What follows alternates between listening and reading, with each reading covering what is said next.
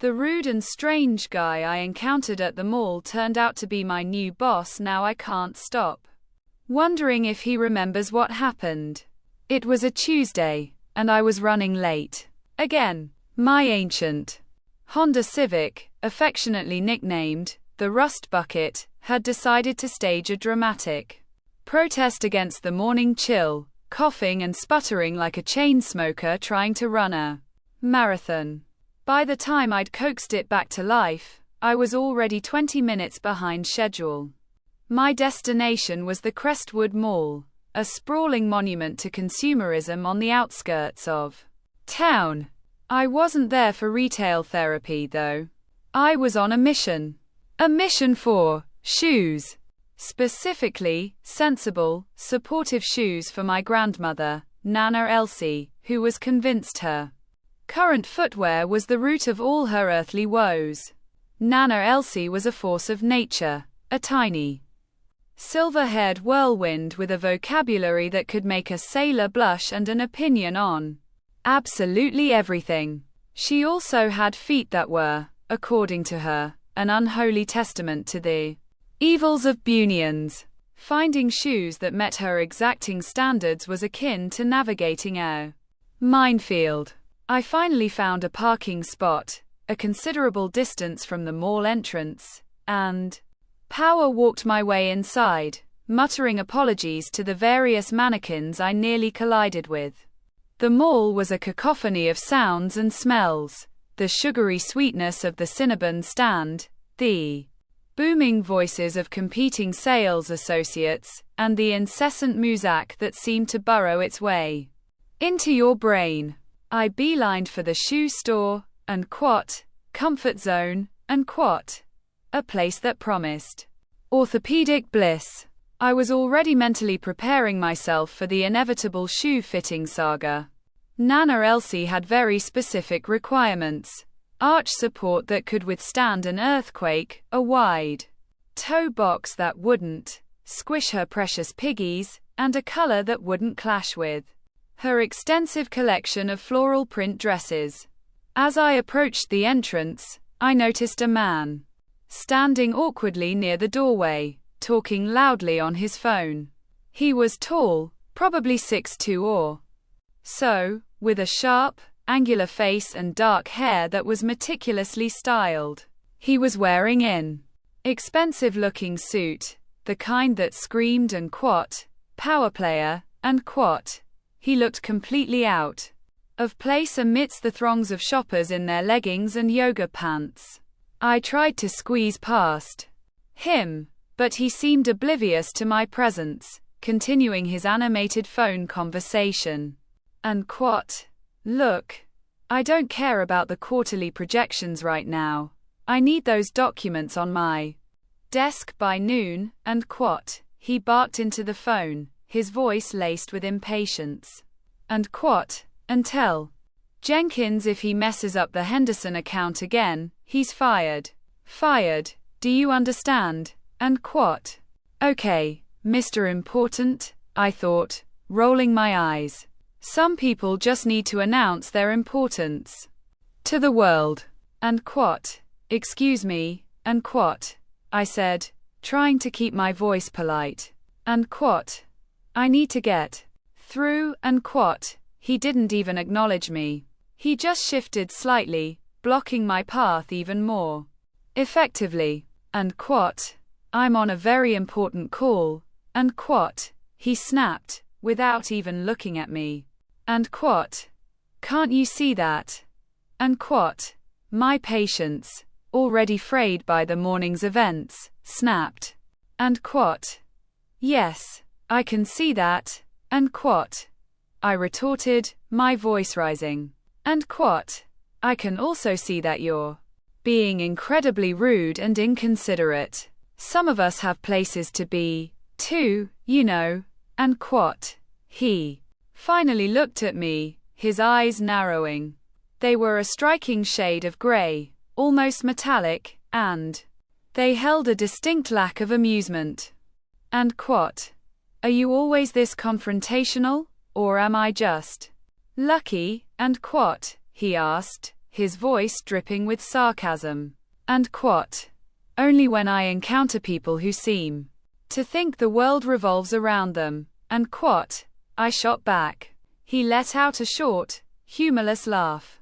And quote, well, aren't you a ray of sunshine, and quote, and you're a shining example of how not to treat other people, and quote, I retorted, finally managing to squeeze past him into the store.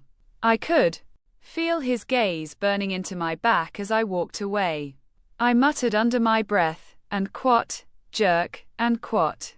I spent the next hour wading through a sea of orthopedic shoes, enduring Nana Elsie's increasingly demanding pronouncements on arch support and toe box width. By the time I finally found a pair that met her approval, I was exhausted and in desperate need of caffeine.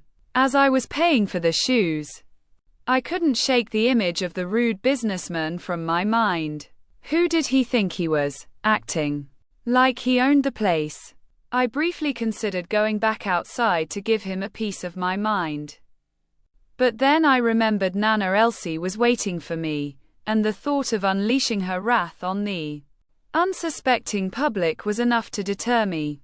I left the mall, lugging the shoebox and a large coffee, and tried to put the unpleasant encounter out of my mind. After all, I was never going to see that guy again. He was just another random jerk in the vast sea of humanity. Or so I thought. The next day was Monday, and I was starting my new job. I'd been working as a freelance graphic designer for the past few years, a precarious existence that involved a lot of ramen noodles and late nights hunched over my computer. When the opportunity arose to join a small but growing marketing firm called Synergy Solutions, I jumped at it.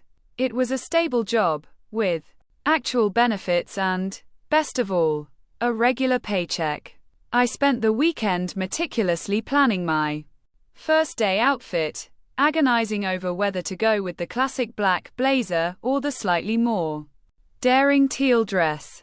In the end, I opted for the blazer, figuring it projected a more professional image. I arrived at Synergy Solutions early, eager to make a good impression. The office was located in a modern, glass-walled building in the downtown core. The lobby was sleek and minimalist, with a large reception desk and a waiting area filled with trendy furniture. I checked in with the receptionist, a friendly woman with bright pink hair named Chloe, who gave me a visitor's badge and directed me to the conference room. And the team will be with you shortly, and she said with a smile. And just make yourself comfortable. And I sat down in one of the sleek chairs and tried to calm my nerves. I was excited about the new job, but also incredibly anxious. I wanted to prove myself, to show that I was a valuable asset to the company. A few minutes later, the conference room door opened and a group of people filed in. I recognized a few faces from the interviews, including Sarah, the head of the design department, and Mark, the project manager. They greeted me warmly, introducing themselves and making small talk. I started to relax a little, feeling like maybe I could actually do this.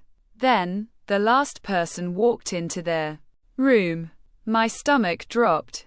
My palms started to sweat. My carefully constructed facade of professionalism threatened to crumble. It was him, the rude stranger from the mall. He walked to the head of the table, his gaze sweeping over the room. When his eyes landed on me, a flicker of recognition crossed his face. It was subtle, almost imperceptible, but I saw it. And good morning, everyone, and he said, his voice smooth and authoritative. And I'm David Sterling, the CEO of Synergy Solutions, and the color drained from my face. I felt like I was going to be sick. David Sterling, CEO. The rude stranger from the mall was my new boss. He continued his opening remarks, outlining the company's goals and expectations. I barely heard a word he said. My mind was racing, replaying our encounter in the mall over and over again. How could this be happening? What were the chances? And more importantly, did he remember exactly what I'd said to him? When he finished speaking, he paused, his gaze lingering on me for a moment longer than necessary. And quote, I'd like to introduce our newest team member to you guys and quote, he said, his voice carefully neutral. And quote, she'll be joining the design department. And quote, he gave me a polite nod, the kind you'd give to a complete stranger. But I could see the glint of amusement in his eyes. He definitely remembered. The meeting continued, but I was completely distracted. I couldn't focus on anything anyone was saying. I was too busy trying to figure out how to navigate this impossible situation. After the meeting, Sarah, the head of the design department, gave me a tour of their office and introduced me to my new colleagues. Everyone was friendly and welcoming, but I couldn't shake the feeling that I was living in some kind of bizarre nightmare. My desk was in a bright, airy corner of the office, overlooking the city skyline. It was a nice space, but all I could think about was the fact that my boss, the man I had publicly berated in a shopping mall, was just a few offices away. As I was setting up my computer, Chloe, the receptionist, came over to my desk. And quote, welcome to Synergy Solutions, and quote, she said with a bright smile. And quote, I'm so glad to have you here, and quote, thanks, and quote, I said, trying to sound enthusiastic. And quote, me too, and quote, so, what do you think of Mr. Sterling? And quote, she asked, leaning in conspiratorially. And quote, he's kind of intimidating, isn't he? And quote, intimidating was an understatement. He was terrifying. And quote, he seems efficient, and quote, I said, choosing my words carefully. Chloe laughed. And quote, efficient is one word for it. Some people say he's a bit of a tyrant, but he gets results. That's for sure. And quote, I nodded, trying to appear nonchalant. And quote, well, I'm sure I'll get used to it. And quote, just try not to get on his bad side. And quote, Chloe warned. And quote, he doesn't forget things easily. And quote, great, I thought. Just what I needed to hear. The rest of the day passed in a blur of introductions, paperwork, and awkward small talk. I tried to avoid eye contact with David Sterling as much as possible, but it was impossible to completely ignore his presence. He seemed to be everywhere, constantly popping into meetings and walking through the office, his sharp gaze scanning the room. Every time I saw him, my stomach would clench and my heart would race. I was convinced he was plotting my downfall, waiting for the perfect opportunity to exact his revenge. As I was packing up to leave at the end of the day, my phone buzzed. It was a text message from an unknown number. And quote, hope your first day wasn't too taxing. DS and quote, my blood ran cold. He had my number. How did he get my number? I stared at the message, my mind reeling. This was definitely not a good sign.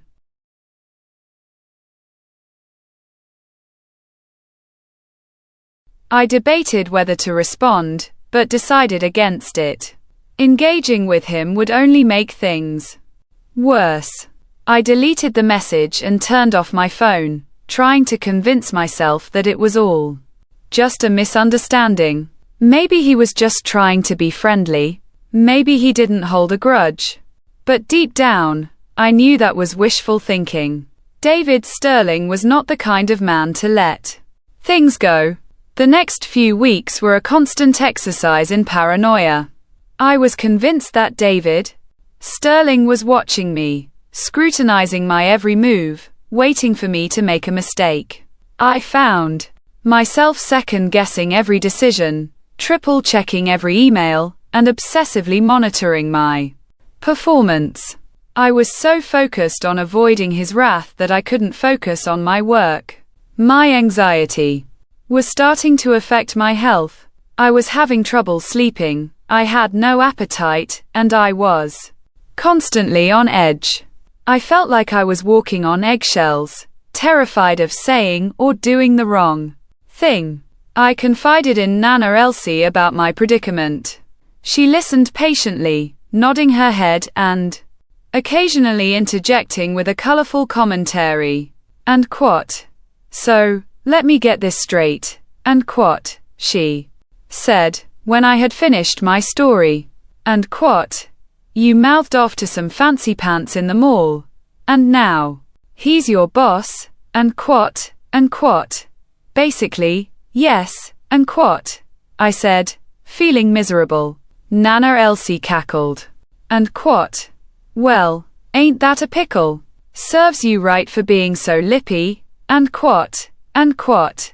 "Thanks, Nana," and quote, I said, rolling my eyes. And quote, "That's exactly what I needed to hear," and quote, and quote. "Don't get your knickers in a twist," and quote, she said. And quote, "I'm just teasing. But seriously, you gotta stand up for yourself. Don't let him intimidate you," and quote, and quote. "That's easier said than done," and quote, I said. And quote, "He's the CEO, Nana. He could fire me on a whim," and quote, and quote. "So what?" and quote, she said. And quote, "There are other jobs out there. Don't let him control you. You're a smart, talented young woman. You don't need to take crap from anyone, especially not some overpaid suit," and quote. Nana Elsie's words were surprisingly empowering. She was right. I couldn't let David Sterling control me. I had to find a way to deal with the situation, or I was going to drive myself crazy. I decided to try a different approach. Instead of avoiding him, I would try to befriend him. Maybe if I could get to know him better, I could diffuse the tension and prove that I wasn't a threat. It was a risky strategy, but I didn't see any other options. The opportunity presented itself a few days later. I was working late, trying to finish a project that was due the next morning, when I heard someone walk into the office. I looked up and saw David Sterling standing in the doorway. And quote, "Working late," and quote, he asked, his voice neutral. And quote, "Yeah," and quote, I said, trying to sound casual. And quote, "Just trying to get this done." And quote, he walked over to my desk and looked at the project I was working on. It was a new marketing campaign for a local charity. And quote, "This looks good," and quote, he said. And quote, "I like the concept," and quote, and quote. "Thanks," and quote, I said, surprised by his compliment. He stood there for a moment, looking at the design. Then, he turned to me, his expression serious. And quote, "Can I ask you something?" and quote, he said. And quote, "Sure," and quote, I said, my heart pounding in my chest. And quote, "Do you remember when we met in the mall?" and quote, he asked.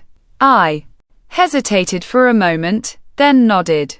And quote, "Yes," and quote, I said. And quote, "I remember." And quote, he let out a small sigh. And quote, "I have to admit, I wasn't very polite. I was having a bad day," and quote, I Wasn't exactly a model of civility either, and what? I said, trying to lighten the mood.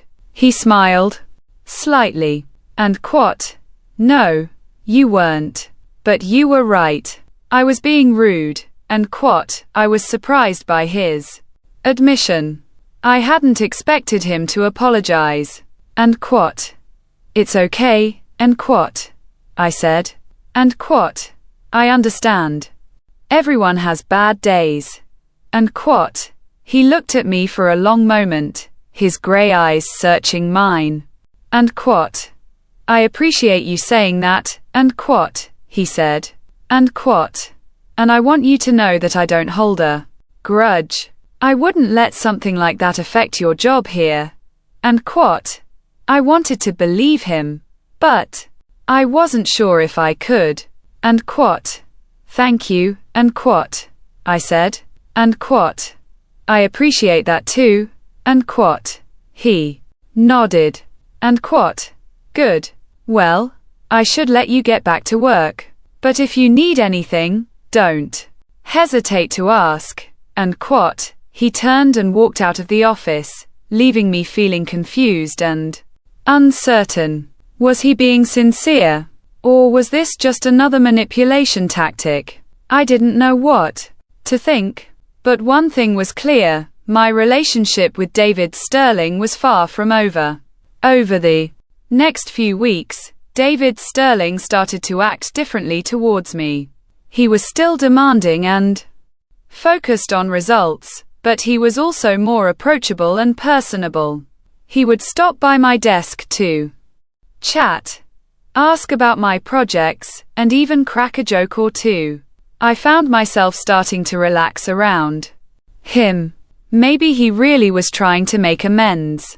Maybe he wasn't the ruthless tyrant I had imagined him to be. One day, he invited me to join him for lunch. I was hesitant at first, but I decided to accept. It was a chance to get to know him better, to see if he was truly being genuine. We went to a small Italian restaurant near the office. The atmosphere was cozy and intimate, with soft lighting and checkered tablecloths. We talked about everything and nothing. We discussed our favorite movies, our hobbies, and our career aspirations. I learned that he was a passionate art collector, a skilled pianist, and a surprisingly good cook.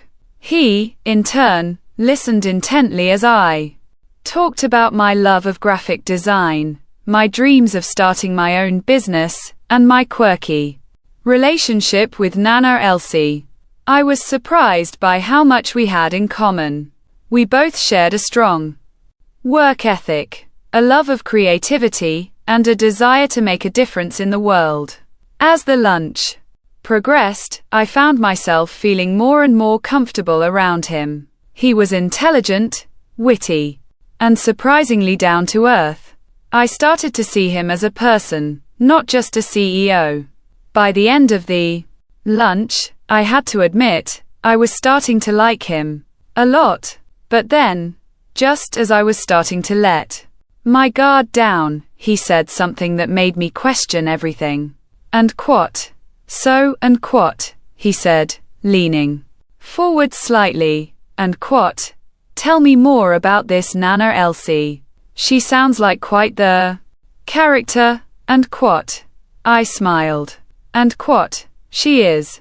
She's the most opinionated, stubborn, and loving person I know. And what? And what? I'd love to meet her sometime. And what? He said. My heart skipped a beat. And what? Really? And what? I said, trying to sound casual. And what? Yeah, and what? He said. And what? I think we'd get along great. And what? He was flirting with me. There was no other explanation. My boss, the man I had once publicly berated, was flirting with me. I didn't know how to react. On the one hand, I was flattered. He was an attractive, successful man, and he seemed genuinely interested in me. On the other hand, this was incredibly inappropriate. He was my boss. Dating him would be a disaster. I stammered out an excuse, saying that Nana Elsie was very busy and didn't have much time for visitors. He laughed. And quot. I understand, and quot, he said. And quot. But maybe sometime in the future, and quot. I just smiled weakly and changed the subject. The rest of the day was a blur. I couldn't stop thinking about what had happened at lunch. Was I reading too much into it? Was he just being friendly? Or was he really interested in me romantically? I didn't know what to do. I was attracted to him, but I knew that dating him would be a huge mistake.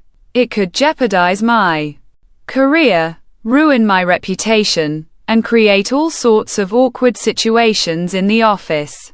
I decided to talk to Sarah, the head of the design department.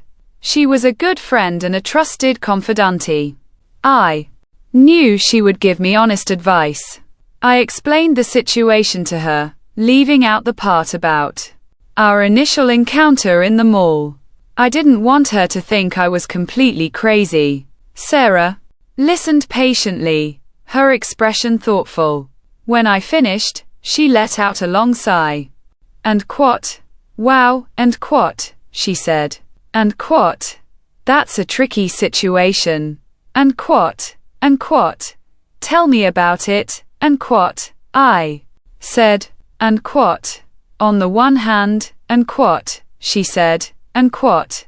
It's great that you're getting along with David. It's always better to have a good relationship with your boss, and quot, and quot. But, and quot, I prompted. And quot. But, and quot, she said, and quot. Dating your boss is never a good idea. It's a recipe for disaster.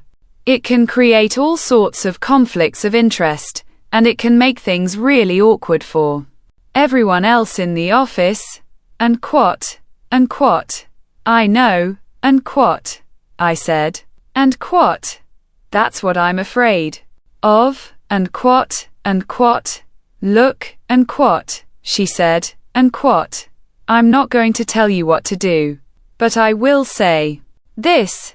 Be careful. Don't let your feelings cloud your judgment. Think about the long-term consequences before you do anything you might regret. And quot. Sarah's advice was wise and practical. I knew she was right. I had to be careful. I couldn't let my attraction to David Sterling lead me down a path I would later regret. I decided to put some distance between us. I stopped engaging in casual conversations with him, avoided eye contact, and made myself unavailable for lunch or coffee. It was difficult, but I knew it was the right thing to do. I had to protect myself, my career, and my sanity. David Sterling seemed to notice the change in my behavior. He started to act more distant towards me as well. He stopped stopping by my desk to chat, and he no longer sought me out for meetings or projects. I could feel the tension in the air whenever we were in the same room. It was like we were both walking on eggshells, afraid of saying or doing the wrong thing. The atmosphere in the office became increasingly strained. My colleagues started to notice the tension between David Sterling and me, and they began to avoid me as well. I felt isolated and alone. I had alienated myself from everyone in the office, including the man I was secretly attracted to. I started to question my decision. Was I being too cautious? Was I overreacting? Maybe I should just give in to my feelings and see where they led me. But then, something happened that made me realize I had made the right choice. One evening, I was working late, trying to finish a presentation for an upcoming conference. I was tired, stressed, and feeling completely overwhelmed. As I was proofreading the presentation, I noticed a glaring error. I had accidentally included some confidential information that was not intended for public release. My heart sank. This was a major screw-up. If the information got out, it could have serious consequences for the company. I didn't know what to do. I was too afraid to tell David Sterling. I knew he would be furious. I decided to confide in Sarah. I sent her an email, explaining the situation and asking for her advice. A few minutes later, she called me. And quote, "Oh my God," and quote, she said, and quote, "This is really bad," and quote, "I know," and quote, I said, my voice trembling, and quote, "I don't know what to do," and quote, "Okay, calm down," and quote, she said, and quote, "We need to think this through. First, we need to delete the presentation from your computer and any other devices it might be on," and quote, I followed her instructions, deleting the file from my computer, my phone, and my cloud storage account, and quote, "Okay, now what," and quote, I said, and quote, "Now," and quote, she said, and quote, "We need to tell David," and quote, "No way," and quote, I said, and quote, "I can't. He'll kill me," and quote, "I know it's scary," and quote, she said, and quote, "But it's the right thing to do. He needs to know about this, and he needs to know about it now," and quote, I knew she was right. I had to tell him. But I was terrified. Sarah offered to come with me to David Sterling's office. I gratefully accepted. I didn't think I could do it alone. We walked down the hall to his office, my heart pounding in my chest. Sarah knocked on the door, and he told us to come in. He was sitting at his desk, his face illuminated by the glow of his computer screen. He looked up when we walked in, his expression serious. And quote, "What's going on?" and quote, he asked. I took a deep breath and explained the situation, my voice trembling. I told him about the confidential information I had accidentally included in the presentation, and how I had deleted the file from all my devices. He listened intently, his expression unchanging. When I finished, he was silent for a moment. Then, he let out a long sigh. And quote, "Okay," and quote, he said. And quote, "This is not good. But it could have been worse." And quote, I braced myself for his anger, but it never came. And quote, "Thank you for telling me," and quote, he said. And quote, "I appreciate your honesty." And quote, I was stunned. He wasn't mad. He was actually being understanding. And quote, "What do we do now?" and quote, I asked. He thought for a moment. And quote, "We need to assess the damage," and quote, he said. And quote, "We need to figure out who might have seen the presentation and what information they might have access to." And quote, he spent the next few hours working with me and Sarah to contain the damage. He contacted the IT department, the legal team, and the public relations department. He worked tirelessly to minimize the impact of my mistake. By the end of the night, we had managed to contain the situation. The confidential information had not been leaked, and the company's reputation was still intact. I was incredibly grateful to David Sterling for his understanding and his leadership. He had handled the situation with grace and professionalism, and he had saved me from what could have been a career-ending mistake. As I was leaving the office, I turned to him and said, and quote, "Thank you.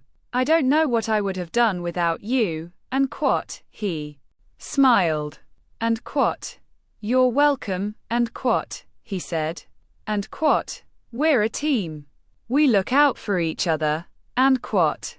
In that moment, I realized that I had misjudged David Sterling. He wasn't the ruthless tyrant I had thought he was. He was a kind, compassionate, and dedicated leader. I also realized that I couldn't continue to deny my feelings for him. I was attracted to him, and he was attracted to me. It was time to stop fighting it and see where it led. The next day, I went to his office and asked if we could talk. He looked surprised, but he agreed. We sat down in his office, and I took a deep breath. And what? David, and what? I said, and what? I need to be honest with you. I have feelings for you. And I know that it's probably not a good idea, but I can't deny it any longer. And what? He looked at me, his eyes wide. He didn't say anything for a moment. Then, he smiled.